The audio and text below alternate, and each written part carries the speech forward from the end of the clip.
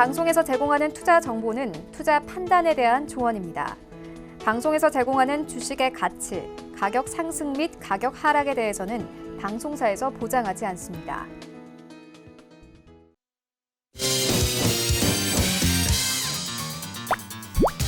네, 오늘의 주요 헤드라인 소식입니다. 산업통상자원부에 따르면 일본 정부는 한국 기업에 대해 수출 허가 신청 계약 한 건을 허가했습니다. 허가 품목은 삼성전자의 차세대 시스템 반도체 생산에 있어 필수 소재인 극자외선형 포토레지스트로 이번 추가 수출 허가로 삼성전자는 9개월치의 포토레지스트 사용량을 확보했습니다. 미 상무부는 화웨이가 기존 네트워크의 유지 등을 위해 미국 기업과 거래할 수 있도록 한 임시 면허를 90일 연장했습니다. 당초 19일에 만료될 예정이었던 임시 면허가 90일 연장되면서 화웨이는 기존 통신 네트워크를 유지하고 소프트웨어 업데이트를 통한 고객 서비스를 계속해서 제공할 수 있게 됐습니다. 금감원은 이르면 다음 달 해외금리 연계형 파생결합 상품 관련 분쟁조정 신청권을 분쟁조정위원회 안건으로 상정할 예정입니다. 지난 2013년 동양그룹 기업어음 불완전 판매 사례의 경우 배상 책임을 70% 부과한 바 있는 가운데 이번 분쟁조정 결과는 추후 유사 분쟁 접수권의 기준이 될 것으로 보입니다.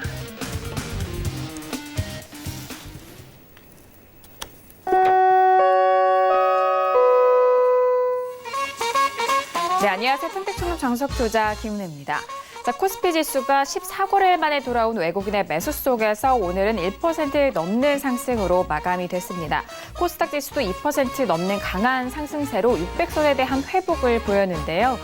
그동안 지지부진하게 움직였었던 업종들이 반등하면서 오늘 지수 상승을 견인했습니다. 더불어서 반도체, 특히나 삼성전자를 비롯한 반도체 업종에 크게 상승한 상황인데요. 앞서 헤드라인 뉴스를 통해서도 들려드렸다시피 미국이 화웨이에 대한 거래 제한 유예 기간을 연장했다는 소식과 함께 미중 무역 분쟁에 대한 완화 기조가 시장에 큰 기대감을 주고 있는 상황입니다. 경기 침체에 대한 우려는 각국의 경기 부양책을 비롯한 재정 정책 확대까지 이어지면서 시장을 지지해준 상황인데요. 하지만 이 사안들이 해결되지 않은 불확실성을 여전히 내포하고 있는 상황이기 때문에 안도할 수 없는 시장 분위기가 흘러가고 있습니다. 자, 오늘 화요일장도 이렇게 모두 마무리가 됐는데요. 오늘도 정석투자와 함께 하시면서 오늘 시장에 대한 정리와 그리고 내일 시장에 대한 대응 전략까지도 꼼꼼하게 확인해 보시길 바라겠습니다. 그럼 오늘 시장 흐름 다시 한번 정리합니다. 시세 보시죠. 네, 오늘 코스피 지수는 전일 대비 1.05% 상승한 1960.25에 장을 마쳤습니다. 수급상 확인하시죠. 외국인 홀로 순매수 반면 개인과 기관의 동반 순매도 이어갑니다. 코스피 시가총액 상위 종목 확인하시죠. 오늘은 삼성전자가 2% 가까운 급등으로 44,450원에 장을 마쳤고요. 하지만 현대차는 하루 만에 1% 넘는 하락 속에서 126,500원에 장을 마쳤습니다. 계속해서 코스피 시가총액 상위 종목 확인하시죠. 현대모비스는 오늘 1%대 상승으로 244,500원에 장을 마쳤고요. 셀트리온도 1% 넘는 상승 속에서 계속해서 흐름을 이어가고 있습니다. 자, 오늘 코스닥 지수는 전일 대비 2.08% 상승한 607.01에 장을 마쳤습니다. 수급상 확인하시죠. 기관과 외국인의 동반 순매수, 반면 개인 홀로 순매도 이어갑니다. 코스닥 시가총액 상위 종목 확인합니다. 셀트론 헬스케어는 1.34% 상승한 41,700원에, 헬릭스미스는 2.56% 오른 184,000원에 장을 마쳤습니다. 계속해서 코스닥 시가총액 상위 종목 확인하시죠. 메디톡스도 오늘 2.59% 상승한 357,000원에, 파라다이스도 1.62% 오른 15,650원에 장을 마쳤습니다. 네, 본격적으로 화요일장 정석투자 시작합니다. 오늘은요, 학과장 정은우 대표님과 함께 이어갑니다. 학과장님 안녕하세요. 네, 안녕하세요. 네, 반갑습니다. 자, 어제장과 오늘장 연이어서 지수가 계속적으로 상승 흐름을 이어가고 있고 특히나 오늘 같은 경우에는 정말 오랜만에 강한 상승으로 마무리가 된 상황입니다. 오늘 우리 시장 어떻게 보셨을까요? 네, 제가 볼 때는 비정상적 왜곡이라고 보고 있습니다. 하지만 어제 제가 제시해드렸던 전략을 감안할 때 오늘은 완벽하게 실패를 했습니다. 그래서 어제 전략을 참고해서 오늘 대응하신 분들은 아마 손실이 좀 있었을 겁니다. 그래서 그 점에 대해서 제가 먼저 사과를 드리겠습니다. 항상 저는 그랬습니다. 적중할 때는 적중했다고 얘기하고 실패할 때는 그걸 인정을 했습니다. 네, 그게 남자답고 진짜 전문가라고 생각을 합니다. 그래서 게시에는 항상 적중하는 것처럼 얘기하는 사람들인데 저는 그러고 싶지 않고요. 일단은 실패한 거 인정하겠고 사과를 드립니다. 다만 그 말씀도 드리겠습니다. 너무 걱정하실 필요는 없어요. 스포츠에서도 보면 개인이나 팀이나 평균을 수렴합니다. 무슨 얘기냐? 어떤 개인이든 어떤 팀이든 리그 시즌 전체적으로 봤을 때는 일정한 수준의 그 결과가 나옵니다. 근데 그게 이제 어떤 구간에서는 평균치 이상으로 잘할 때도 있고 좀 페이스가 떨어질 때도 있는데 그렇게 생각하시면 된다고 보시면 됩니다. 그래서 이제 저 같은 경우는 하나 그 특징이 있어요. 뭐냐면 평소에 제가 이제 응원하는 팀 TV로 보다가 가끔 그 야구장에 직접 가기도 합니다. 근데 저는 그 기준이 있습니다. 뭐냐면 5연승 이상 할 때는 안 가요. 근데 3연패 이상 할 때는 갑니다. 왜? 계속 이길 수도 없고 계속 질 수가 없기 때문에 5연승이 넘어가면 언젠간 지는 경기가 나오잖아요. 그때 내가 갈 수도 있으니까. 반대로 3연패 이상 하면 그때 이제 제가 타이밍 잡아서 갑니다. 그러면 이길 확률이 높습니다. 그래서 제가 1년 내내 적중할 수는 없습니다. 하지만 이런 구간도 있으니까 여러분들이 이해해 주시기 바라겠고요. 하반기 들어서 추세라든가 단기라든가 100%는 아니지만 8, 90%는 그냥 적중했는데 오늘은 실패했다는 거 분명히 말씀드리겠고요. 죄송하다는 말씀드리겠습니다. 그리고 어쨌든 더 열심히 노력해서 제가 이제 분석도 하고 나름대로 이제 합리적인 전략을 짜드려서 빠르면 이번 주 늦어도 8월 끝나기 전에 좋은 결과를 보여드리겠습니다. 네, 오늘 이렇게 학 과장님과 1시간 동안 이어가 보도록 하겠습니다. 첫 번째 코너로 바로 들어가 볼게요. 오늘의 첫 번째 코너는 시황 분석론이 기다리고 있습니다. 오늘 화요일장에 대한 시황 분석과 그리고 화요일장 안에서 관심 있게 살펴보신 관심 종목까지도 만나볼 수 있는 시간인데요. 자, 오늘 우리 시장 같은 경우에는 정말 14거래일 만에 외국인의 수급이 들어왔습니다. 코스피 시장 쪽에서 외국인의 매수세가 지지가 된 가운데 상승세로 마감이 된 상황인데요. 그리고 반도체 업종을 비롯해서 시총 상위 종목들에 좀 선전이 좀 엿보였었던 상황입니다. 자, 그렇다면 양 지수에 대한 부분 먼저 짚어드리도록 하겠습니다. 학 과장님, 오늘 양 지수에 대한 시황 점검 먼저 도와주실까요? 네, 오늘 상황 간단하게 말씀드리고 조금 더 심도 있는 내용을 전달해드리겠습니다. 등락 결과를 말씀드리면 코스피는 상승 출발했고요. 하락 전환했다가 결국은 상승 마감했습니다. 코스닥은 상승 출발 이후에 상승을 확대해 가다가 결국은 크게 상승했습니다. 등락 원인을 살펴본다 그러면 역시 코스피는 외국인과 프로그램 이쪽에서 매수 나왔고 전기전자가 좋았습니다. 전기전자는 항상 말씀드리지만 시가총액이 가장 높은 업종이기 때문에 영향이 있을 수밖에 없습니다. 삼성전자 하나만 해도 보통 20% 전후가 되고요. SK 하이닉스 하나만 해도 3% 전후가 됩니다. 두 개 합치면 보통 23%예요. 코스피 전체에서. 코스피가 이제 800여 종목이 됩니다. 900개는 안 되는데 800개는 넘어요. 근데 달랑 두 개가 거의 4분의 1에 육박합니다. 그러면 나머지 전기전자, 우량주들까지 합치면 어떻게 될까요? 한마디로 압도적이죠. 그래서 예를 들어서 다른 업종들이 다 골고루 올라도 전기전자가 폭락하면 지수는 마이너스가 되는데 오늘 수급도 좋았고 전기전자 좋았으니까 당연히 올라갈 수밖에 없었고요. 코스닥은 역시 이제 외국인 기관 프로그램 매수, 셋 다 매수를 했습니다. 그러니까 코스피하고 비교해 본다 그러면 코스피는 그래도 기관은 매도했는데 코스닥은 기관까지 매수했습니다. 이러니까 수급은 완벽했고요. 원리가 똑같아요. 이 제약 업종이 좋았습니다. 사실 그 코스닥에선 제약, 코스피에선 전기전자거든요. 그래서 제약 업종이 올라가다 보니까 지수에 상당한 어떤 영향력을 끼칠 수밖에 없었습니다. 그래서 오늘 코스피나 코스닥이나 전반적으로 수급이 좋았고요. 각각의 어떤 포인트 업종이라고 할 수 있는 전기전자와 제약이 좋아서 이제 탄력을 받았습니다. 특이사항을 말씀드린다 그러면 오늘 그 코스피에서는 사실 서비스업과 이 증권업 쪽이 상승했습니다. 이건 의미하는 게 커요. 왜 그러냐? 사실은 제조업에 해당되는 업종이 오늘 세야 되는데 서비스 업종이 셌다고 하는 것은 아쉽다는 거죠.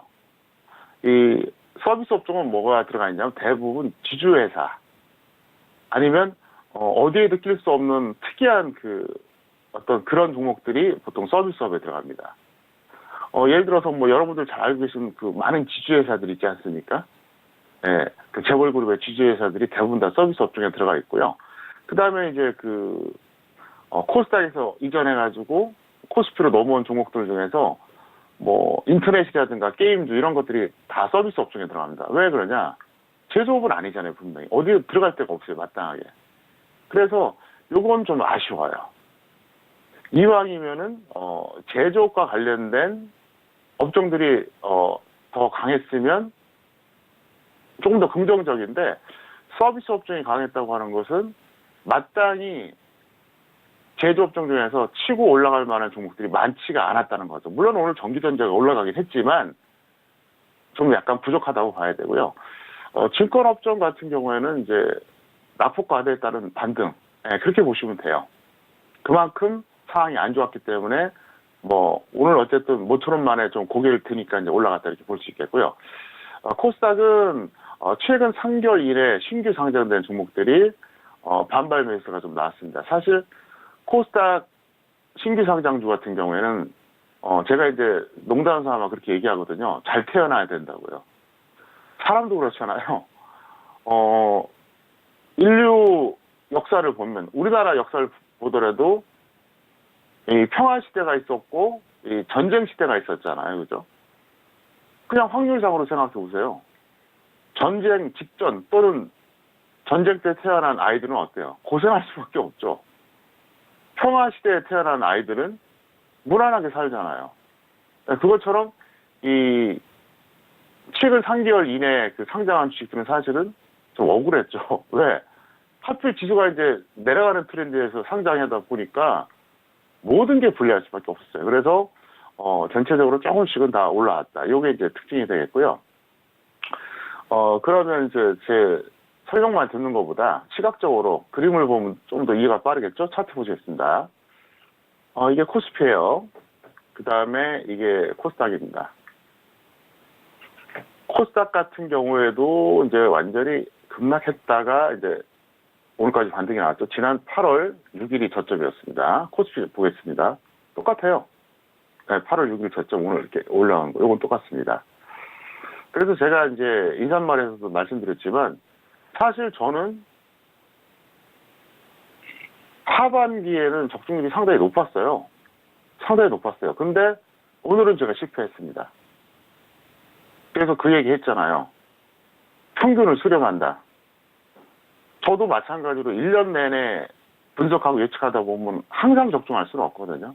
저도 틀리는 구간이 나옵니다. 근데 저는 왜 틀리는 줄 알아요. 이걸 좀 설명하려고 그래요. 이거 먼저 말씀드릴게요. 물론 저의 분석 이론입니다. 원래 여기까지 갔어야 정상이에요. 그리고 여기까지 갔어야지 정상입니다. 그런데 제가 그 6월 말에도 그랬었죠. 아마 기억하실 겁니다. 이 방송 계속 보신 분들은. 최근에 처음 보는 분들은 모르겠죠. 제가 분명히 6월 하순에 뭐라 그랬냐. 이거 조만간 후유증이 나올 거라 그랬어요. 그러니까 정상적인 반등, 이 왼쪽 그 네오박스. 이게 정상적인 반등의 사실 한계치였어요. 근데 밀렸다가 다시 갔죠. 근데 이때 제가 뭐라 그랬습니까? 후유증 나온다 그랬죠. 그러더니 7월초에 그냥 미끄러졌잖아요. 그리고 나서 7월 하순이었습니다. 날짜도 못 속입니다. 7월 22일. 7월 20일 방송 여러분들이 찾아보세요. 유튜브에. 평택촌놈 정석투자 2019-0722 7월 20일이죠. 그때 제가 뭐라 그랬냐. 정상적인 반등 한계는 이미 왔다. 비정상이면 약간 더 갈 수도 있다. 그런데 거짓말처럼 23일 날 하루 더 갔다가 24일부터 곤두박질 쳤어요. 그러니까 여기서부터 여기까지. 그러니까 24일이 여기였거든요. 여기서부터 여기까지 거래일수로 딱 10일 만에 200포인트 빠졌어요. 그래서 하반기에 저는 큰 문제가 없었어요. 근데 오늘은 완벽하게 실패했습니다. 그래서 굉장히 좀 마음이 안 좋아요, 저도. 왜? 저는 좀 결벽증이 있어가지고 항상 적중 못하면 제가 못 견뎌요. 근데 이때랑 사실은 별 차이는 없어요. 내가 하고 싶은 얘기가 그거예요.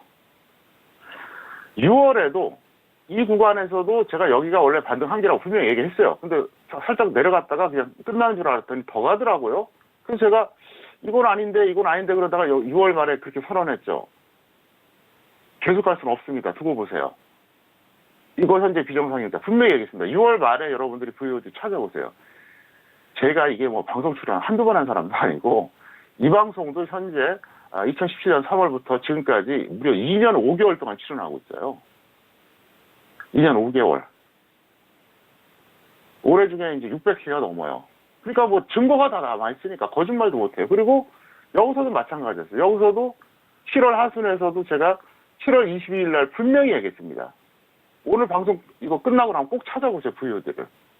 분명히 이렇게 얘기를 했어요. 그러더니 결국 어때요? 6월 24일부터 딱 10거래일 만에, 이 거래일 수가 많지도 않아요. 딱 10일이에요.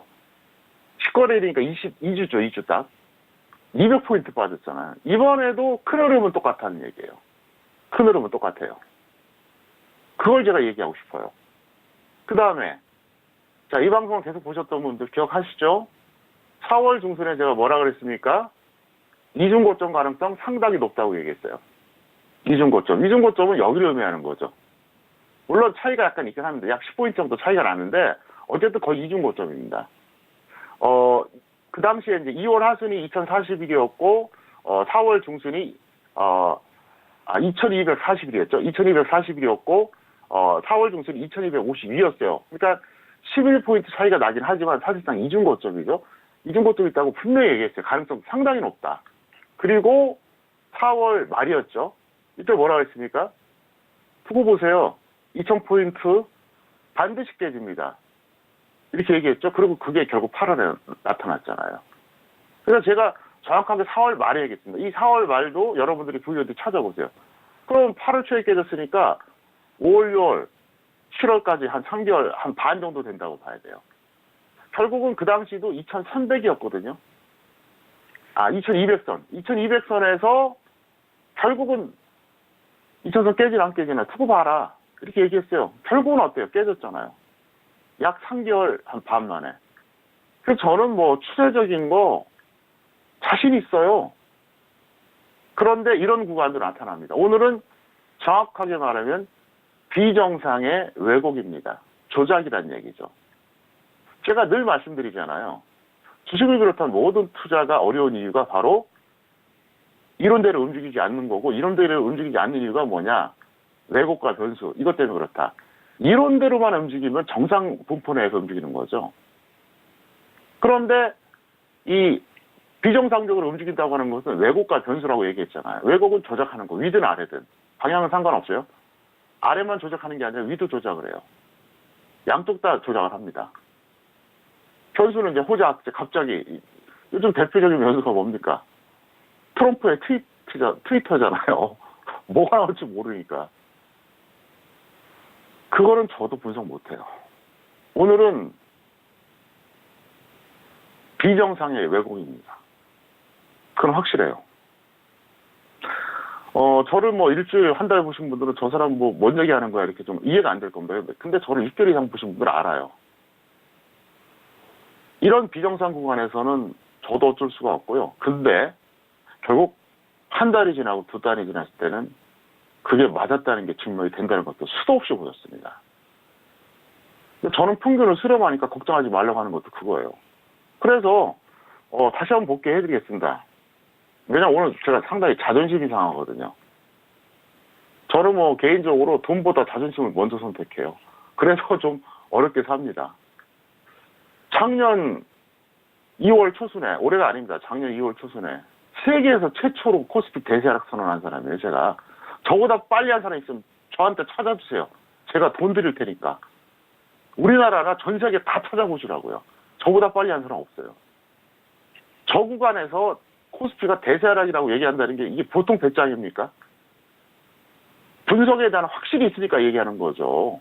무지막지한 예측이에요, 저것도. 그러고 나서 북미 정상회담 1차로 열렸을 때 그때 모두가 광분할 때 여기서 제가 뭐라 했습니까? 이제 끝났습니다 그랬잖아요. 그리고 박살났죠? 작년 여름에 7, 8, 9 3개월 동안 2,000포인트 빠지니까 두고 보라고 계속 얘기했어요. 반등 나왔지만 결국은 어때요? 빠졌잖아요, 작년 10월 말에. 그리고 1월 초에 또 빠지고. 그리고 나서 이 구간이 제가 어떻게 보면 결과적으로는 또 실패한 구간이 여기였어요. 사실 알고 보면. 왜? 비정상 나왔거든요. 올해 제가 1월 중순 이후부터 4월 중순까지, 그러니까 약 3개월 동안 계속 했던 얘기가 있어요. 이거 비정상은 맞다. 시간이 지나면 결국 내려가는데 이거 현재 비정상이 맞다. 계속 얘기했어요. 지나고 보니까 어때요? 증명이 되잖아요. 근데 비정상이 나오면 저도 몰라요. 왜? 왜곡하는데 어디까지 왜곡할 줄 압니까? 마치 그 작전 세력이 어떤 종목을 올리는데 이 종목을 어디까지 올리는지 맞춰봐라 못 맞춰요. 점치는 거죠. 왜? 그건 정상적으로 움직이는 게 아니니까.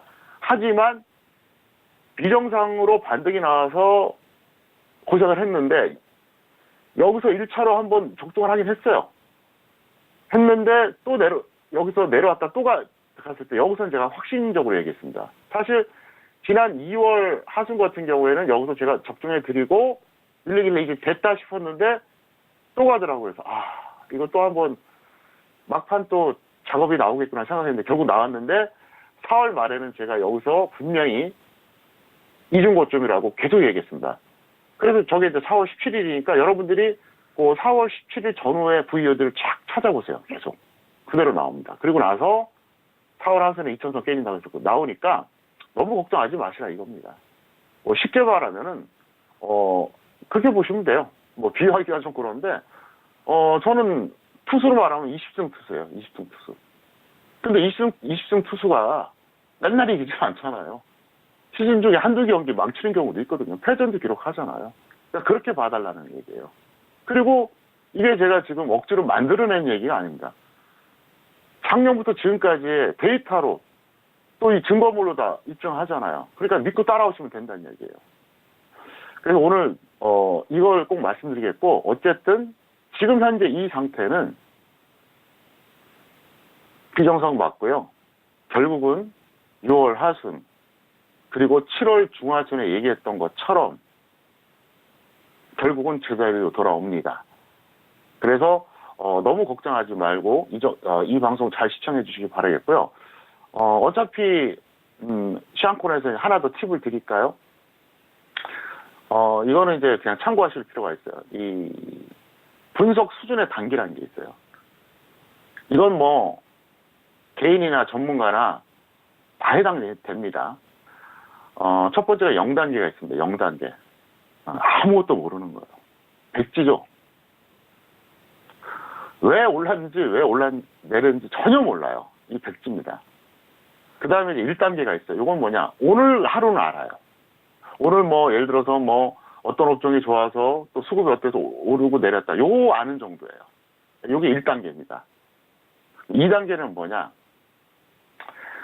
나름대로 최근에 한 달 동안 이게 어떻게 해서 올랐고 어떻게 해서 내렸는지 그 정도까지는 알아요. 그러니까 1단계가 하루짜리 안다면 나름대로 2단계 정도 되면 일주일에서 한 달 동안 왜 오르고 내렸는지 알아요. 대신 분석을 못합니다. 그 다음에 이제 3단계가 있어요. 3단계는 분석은 해요. 네. 그러니까 분석한다고 하는 것은 뭐냐. 예측이 전제가 되는데 나름대로 막 생각을 하고 분석을 하는데 예측 확률이 뚝 떨어지는 경우예요. 네. 4단계가 뭐냐. 예측을 했을 때 시장이 정상적인 분포에서 움직일 때는 거의 맞춰요. 근데 4단계도 비정상 흐름 나오면 틀려요. 제가 딱 4단계예요, 지금. 5단계는 뭐냐?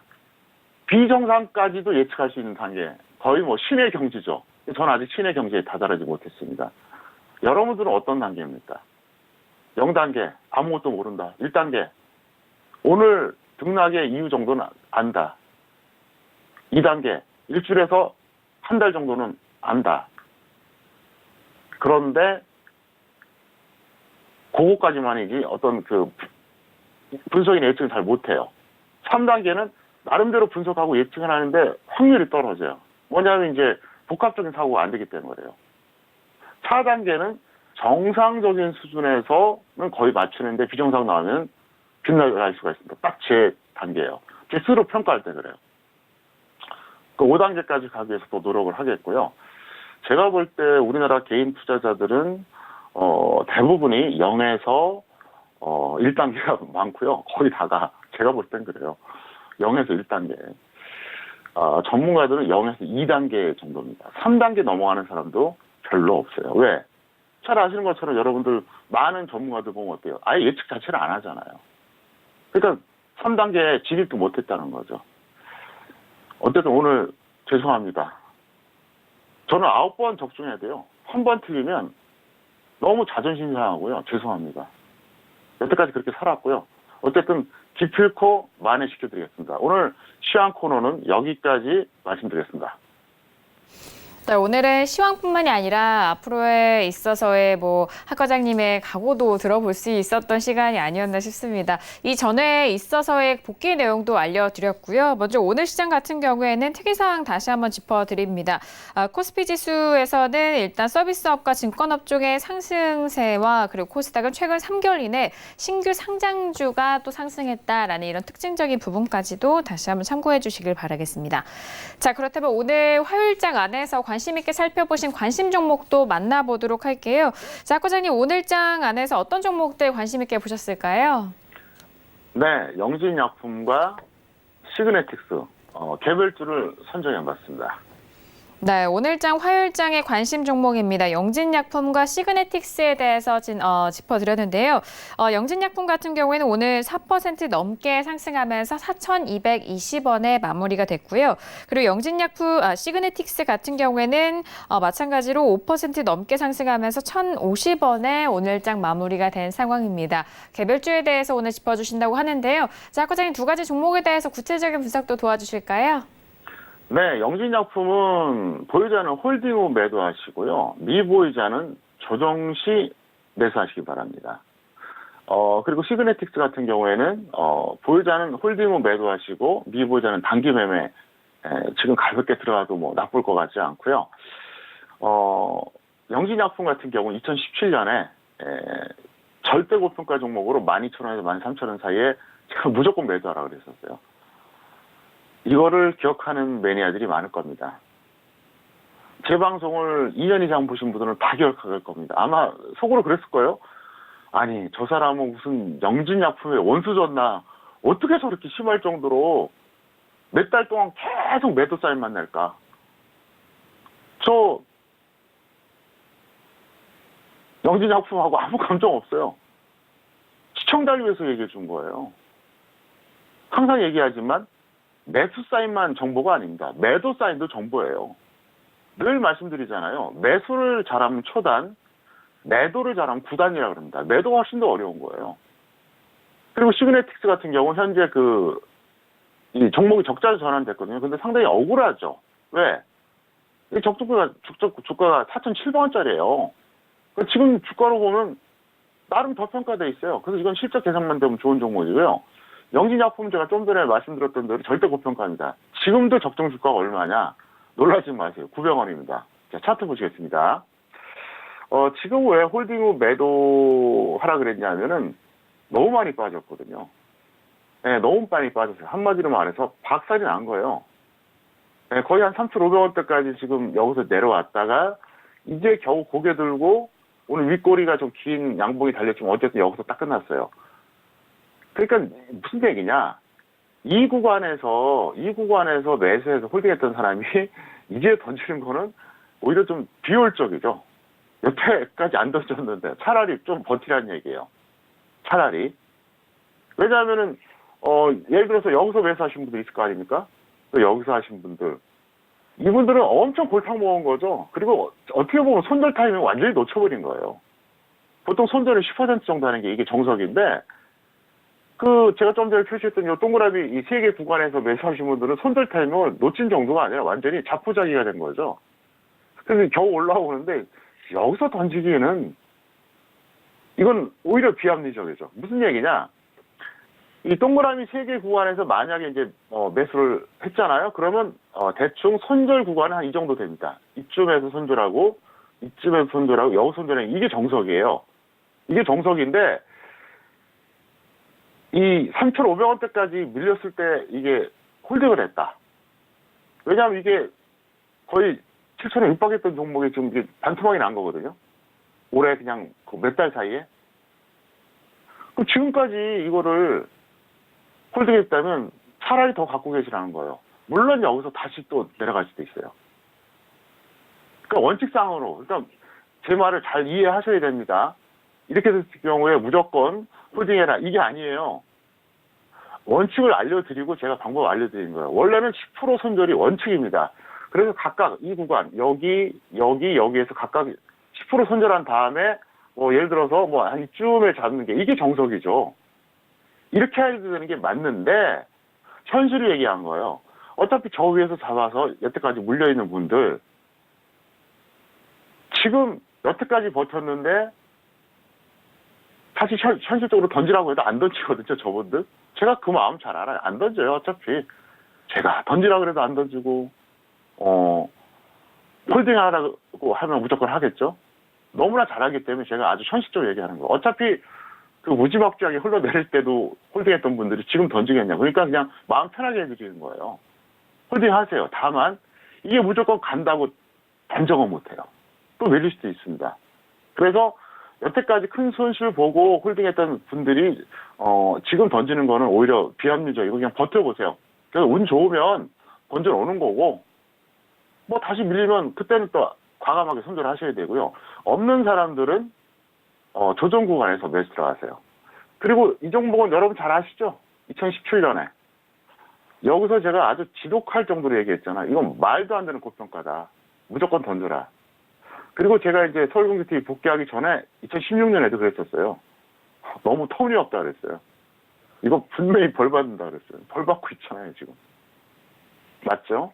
자, 그 다음에 시그네틱스입니다. 시그네틱스는 사실 좀 아까운 종목이에요, 이게.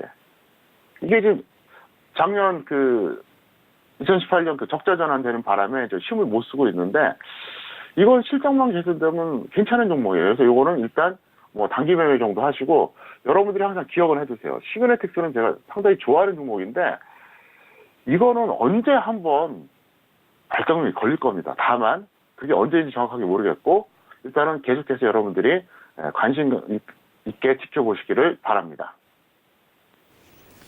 네, 오늘장 관심 종목 2가지 종목이었습니다. 첫 번째 관심 종목은 영진약품이었습니다.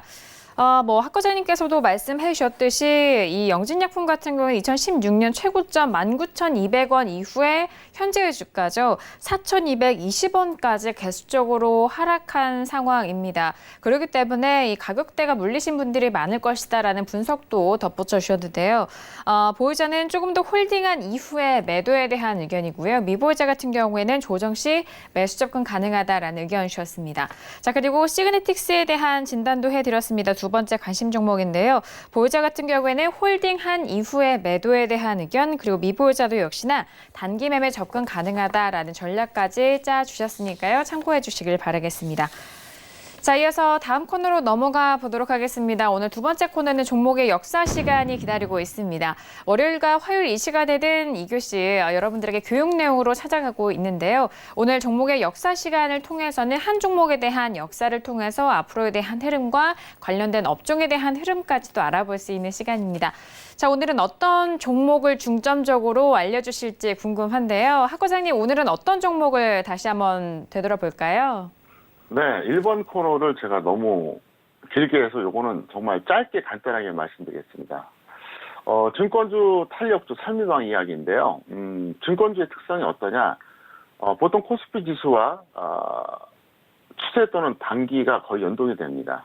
그러니까 추세는 뭐냐면은 1년, 2년 놓고 봤을 때 거시적인 어떤 트렌드. 그러니까 코스피가 이제 한 1년 반, 2년 올라가면 같이 올라가죠.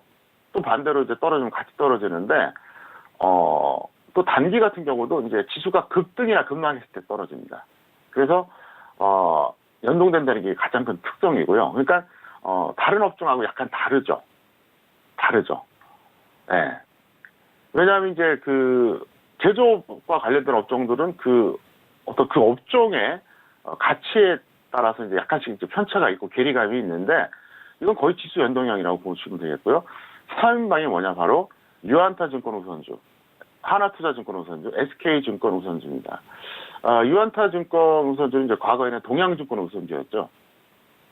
원래 증권주 3인방이 요거예요. 네, 우선주 3인방이. 근데 저는 이거를 옛날부터 알았어요. 이미 20년 전에도 알았어요. 그래서 제가 이거를 왜 말씀드리냐. 언젠가 여러분들이 증권주를 잡을 때가 있으면 차라리 이걸 잡으라는 얘기예요. 보통주보다. 대형 증권주보다. 왜? 수익이 더 나니까. 예를 들어서 보통주가 한 50% 오를 때 이거는 70%, 80%, 뭐 심하면 100% 오르거든요. 그러니까 이렇게 보시면 돼요. 증권주 그 대형주들 있잖아요. 큰 것들. 이게 한 30% 오를 때 그 중소형 증권사들이 한 50% 오르고요. 이게 한 7, 80% 오릅니다. 그럼 어차피 증권주가 오를 때는 이거 잡는 게 더 유리하다는 얘기죠. 그래서 한 종목에 그 다 몰빵하지 말고 나눠서 잡으면 돼요. 제가 실제로 2001년 가을에 증권주 추천하면서 이 세 개를 추천해버렸어요. 네, 보통주를 안 하고. 수익이 훨씬 높았죠. 그래서 이거는 제가 왜 오늘 말씀드리냐. 지금 당장 얘기하는 게 아니에요. 여러분들이 언젠가 증권주 한번 잡아볼까? 그럴 때 대형주나 그 중소형주, 보통주보다는 차라리 이걸 골고루 잡아놓으라는 거예요. 왜? 돈을 더 버니까 그런 거죠. 제가 그 2등주 매매 원칙도 얘기했었잖아요.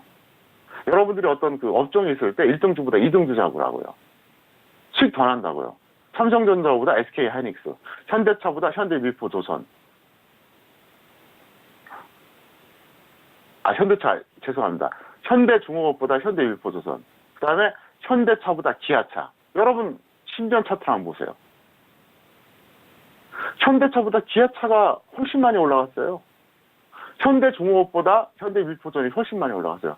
작년, 재작년에도 어때요? 삼성전자보다 SK하이닉스가 훨씬 더 많이 올라갔거든요. 그래서 우량주 같은 경우도 2등주라는 거예요. 2등주. 1등주 할 필요 없어요. 어차피 1등주가 올라가면 2등주 따라 올라가는데 왜 1등주를 잡냐고요. 2등주 잡는 게 돈을 더 버는데 평생 기억해 두세요. 이것도 마찬가지예요. 증권주를 안 잡으면 모를까 잡을 때는 차라리 이걸 잡으라는 겁니다. 왜? 가면 같이 가거든요. 어떻습니까? 논리적으로 맞잖아요. 자, 이 대목은 제가 차트 안 보여드리고 시간 조절해야 되니까 여기까지만 말씀드리겠습니다. 네, 오늘의 종목의 역사 시간을 통해서 다시 한번 알아본 종목은요. 증권주 탄력주 3인방에 대해서 이야기를 나눠봤습니다. 증권주 같은 경우에는 시장의 흐름과 그리고 금리 인상, 금리 인하에 관련된 부분까지도 함께 관련이 있는 만큼 오늘 다시 한번 정리해드린 내용 통해서 잘 참고해 주시길 바라겠습니다.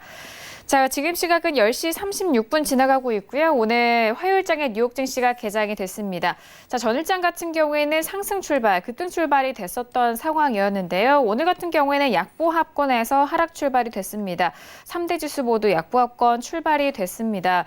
일단 뭐 전일장 같은 경우에는 미국이 중국에 대해서 연기 제한에 대한 90일 연장에 대한 부분이 시장이 좀 호재로 받아들이는 모습이었고, 이 양국 간의 대화가 다시 한번 좀 진전이 있을 것이다라는 그런 긍정적인 소식에 시장이 좀 반응을 한 상황인데요.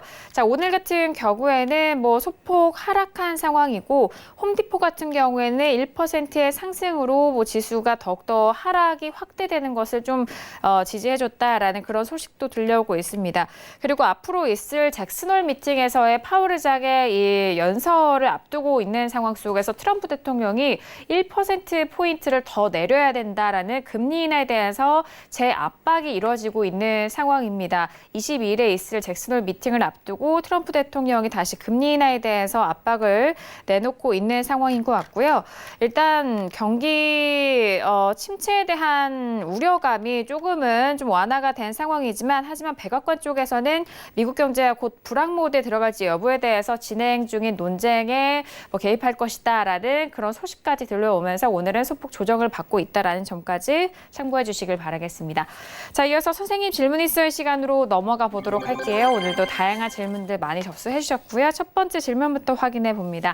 끝자리 5271님의 질문이고요. 동은 아나텍을 5,650원에 비중은 30% 질문 주셨습니다.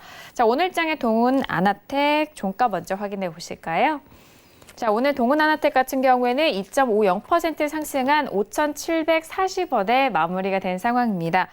지금 소폭 수익을 보고 계신 상황인데요. 학부장님 어떻게 보실까요? 삐약점이에요. 비교적 양호한 매매로 판단되고요. 이건 뭐 길게 얘기할 거 없고요. 손절 마이너스 5% 또는 수익 10% 매도하시기 바랍니다. 네, 현재 소폭 수익을 보고 계신 시청자분이셨습니다. 학점은 B학점이고요. 하락 시에는 손절 마이너스 5% 그리고 수익에 대해서는 10% 목표가까지 참고해 주시길 바라겠습니다. 자, 이어서 다음 질문도 이어가 볼게요. 다음 질문은 끝자리 8076님의 질문이고요. 삼성 SDI를 23만 1,500원에 비중은 80% 질문 주셨습니다. 오늘 장의 삼성 SDI 종가 먼저 확인하시죠. 오늘은 강보한 마감 속에서 25만 4천원에 마무리가 됐고요. 역시나 수익 구간이신 시청자분이십니다. 학 과장님은 어떻게 진단해 주실까요? 네, B학점이고요. 정석적인 매수 가격이었다 이렇게 평가가 됩니다. 그리고 지수 비연동형이에요. 이게 포인트입니다. 그래서 이거는 뭐 밀리면 본전 매도하고 올라가면 플러스 10% 매도인데요. 잠깐 차트 보시겠습니다. 지수 비연동이라는 얘기가 무슨 얘기냐? 자, 여러분 잘 아시겠지만 코스피는 7월 초에 나름대로 받는 고점을 찍고 어떻게 됐죠? 7월 말까지 흘러내렸다 8월째 급락했다 다시 지금 살짝 올라오고 있죠. 이게 지수 흐름이거든요. 근데 이건 우상향하고 있잖아요. 그러니까 운도 좋았다는 거죠. 어쨌든 잘하셨고요. 그렇게 대응해 주시기를 바랍니다. 네, 삼성 SDI에 대한 진단이었습니다. 현재 수익 구간이신데요. 하락 시에는 본전 매도 그리고 수익에 대해서는 10% 매도 전략 확인해 주시길 바라겠습니다. 자, 이어서 다음 질문도 이어가 볼게요. 끝자리 4688님의 질문이고요. 에어부산을 5,510원에 비중은 20% 질문입니다. 오늘장 에어부산 종가 확인하시죠. 자, 오늘 에어부산 같은 경우에는 보합권 마무리고요. 6,940원 마무리가 되면서 수익을 꽤 보고 계신 상황입니다. 학 과장님 에어부산 어떻게 생각하실까요?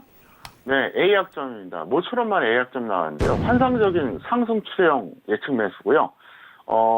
즉시 매도한 다음에 다시 확실하게 조정받으면 그때 재매수하시기를 바랍니다. 네, 에어부산에 대한 학점은 A학점으로 확인됐습니다. 즉시 매도 이후에 확실한 가격대 조정 시 다시 재접근하자라는 의견 참고해 주시길 바라겠습니다. 자, 이어서 다음 질문도 이어가 볼게요. 끝자리 9907님의 질문이고요. NHN 한국사이버결제를 17,800원에 비중은 50% 질문입니다. 오늘장의 NHN 한국사이버결제 종가 확인하시죠. 오늘은 5% 넘게 상승하면서 22,500원 마무리가 됐고 이 종목도 수익 구간입니다. 학 과장님 어떻게 보실까요? A학점입니다. 일단 펑텍션홈 차트 이론에 충실한 매수였다는 게 첫 번째 이유인데요.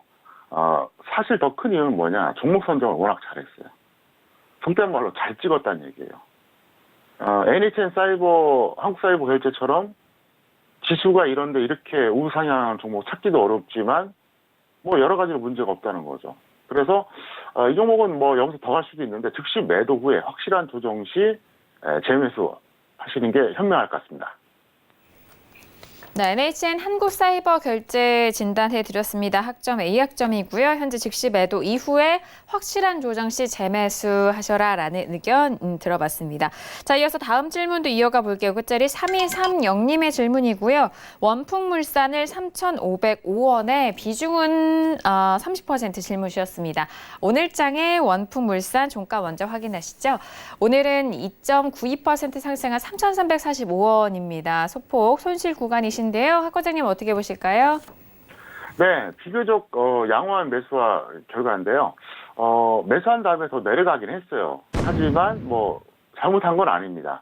뭐 마이너스라고 해서 무조건 잘못된 매수다 이건 아니거든요. 정석 투자는 항상 그 결과보다 과정을 더 중시합니다. 결과론에 입각한 매매를 하다 보면 결국은 마구잡이인 매매가 됩니다. 기준이 없어요. 원칙이 없어요.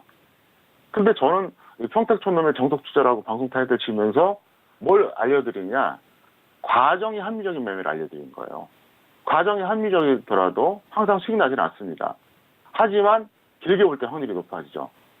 반면에 결과론에 입각한 과정이 비합리적인 매매라면 순간은 좋을지 모르겠지만 길게 보면 실패한다고 얘기했잖아요.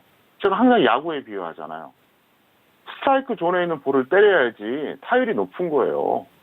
원리가 똑같은 겁니다. 그래서 일단 손절 마이너스 5 또는 플러스 10인데 제가 이거 약간 이제 작업하다 오타가 났는데 손절 마이너스 10, 수익 플러스 20 정도 대응해 주시길 바랍니다. 네, 원풍물산에 대한 진단이었습니다. 학점은 비학점으로 확인이 됐고요. 현재 다시 한번 좀 수정을 전략을 해드렸습니다. 손절은 마이너스 10% 또는 그리고 수익에 대해서도 10에서 20%에 대한 목표가 설정이니까요. 다시 한번 수정된 전략들 확인하시고 현명하게 대응해 주시길 바라겠습니다.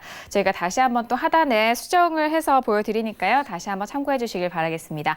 자, 오늘도 선생님 질문 있어요 시간을 통해서 다양한 질문들에 대한 상담을 도와드렸습니다. 말씀드린 내용에 대해서는 투자 판단에 대한 조언이고요. 해당 상품의 가치와 수익률을 보장하지 않는다는 점 다시 한번 이해해 주시길 바라겠습니다. 자, 앞서서 오늘 뉴욕 증시는 3대 지수 모두 하락으로 출발이 됐고 현재 구간에도 하락폭을 좀 더 키우고 있는 상황입니다. 이제 7월에 FOMC 의사로 공개도 남아 있고요. 그리고 잭슨홀 미팅까지 줄줄이 이런 발언들도 예정이 되어 있는 상황인데요. 그렇다면 내일 우리 증시에 대해서는 어떻게 전망하실지 궁금합니다. 학 과장님, 내일 수요일장 어떻게 전망하실까요? 네. 종가로는 어떻게 될지 모르겠지만 지금 미국 증시도 하락하고 야간 선물도 하락하니까 갑자기 제가 열이 받네요. 이럴 걸 왜 올라가고 이렇게 저를 골탕 먹이는지. 이렇게 보시기 바랍니다. 오늘은 비정상의 왜곡이 확실합니다.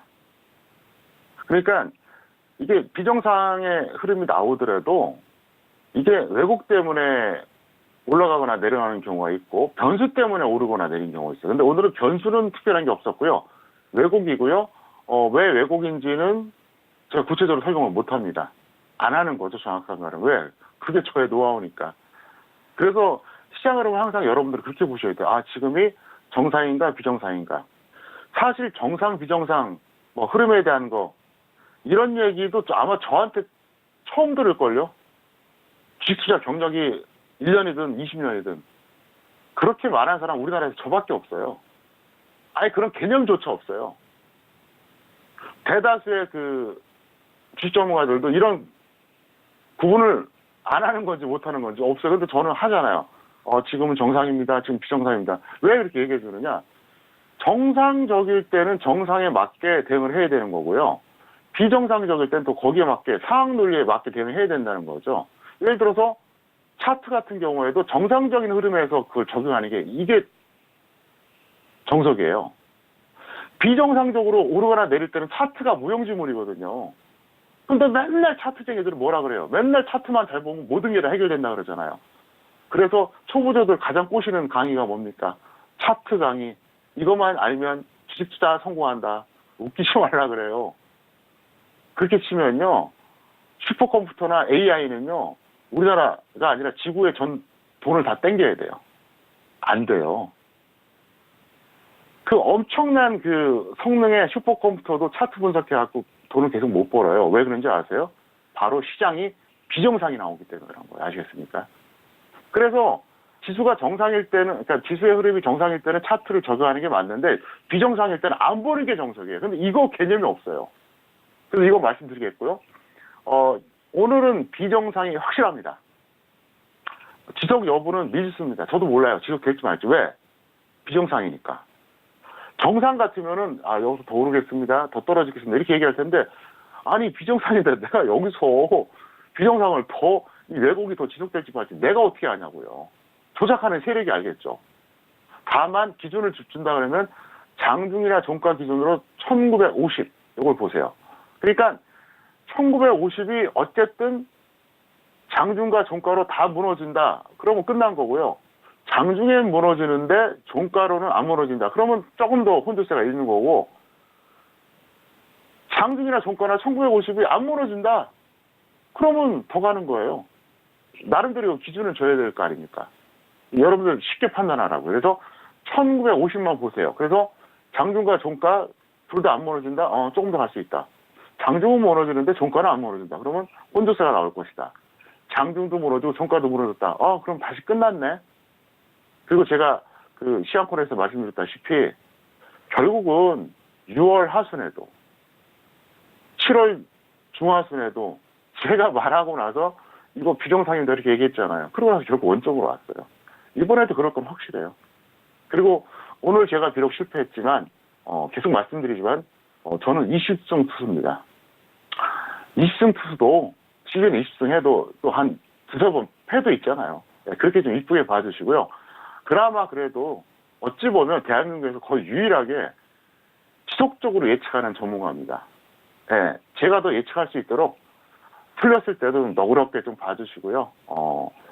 적중하면 좀 많이 칭찬해 주시기 바랍니다. 사실 뭐 제가 평균적으로 적중률은 낮은 게 결코 아니거든요. 다만 이럴 수가 있잖아요. 저는 항상 적중해야 된다고 하는 압박감을 엄청나게 많이 가져요. 왜 그런지 아세요? 제가 10번 중에 9번 적중하면 저는 잘한 거예요. 근데 내가 실패할 때 그때 베팅한 사람은 그 사람은 100%예요. 그 사람은 무조건 안 되는 거죠. 내가 너무나 잘 알아요, 그거를.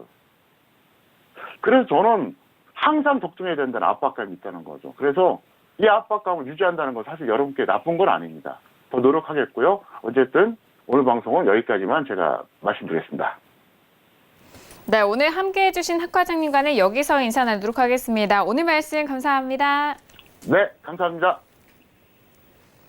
네, 오늘 저희가 준비한 소식과 내용은 여기까지입니다. 저희 서울경제TV를 통해서 정석투자 방송 다시 보게 할 수가 있으니까요. 많은 활용해 주시길 바라겠습니다. 그럼 저희는 내일 이 시간에 다시 돌아오도록 하죠. 함께해 주신 여러분 오늘도 고맙습니다.